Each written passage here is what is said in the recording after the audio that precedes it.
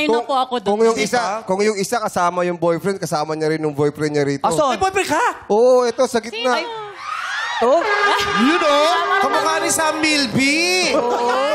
Sige oh. Kamukha ni Sam Milby. Ann Curtis Imam. Bakit Imam? Luma na Ay, maluma ba? Iba na yung love life nung Okay, ano pangalan mo? Cyrus po. Cyrus? touch. Miley? Huwag ka nagpapatouch agad. Dapat paghirapan ka niya. May joke si Ann! Wala. Ano sabi mo, Ann? Ha? Ano pangalan niya? Cyrus? Luman. Ano pangalan niya? Matagal na yun. Iba na yung topic na. Ano sabi mo? Bakit Joyang?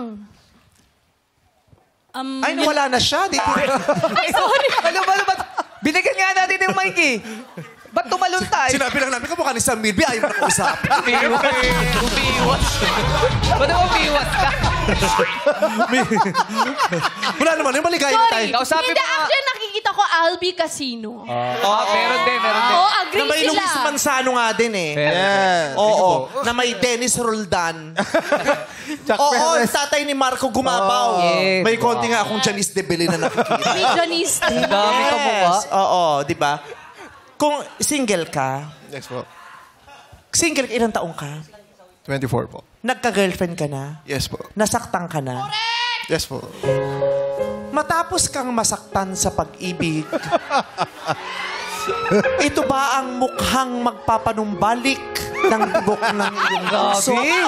Ito ba ang uri ng babae na maghihilom ng iyong sugat?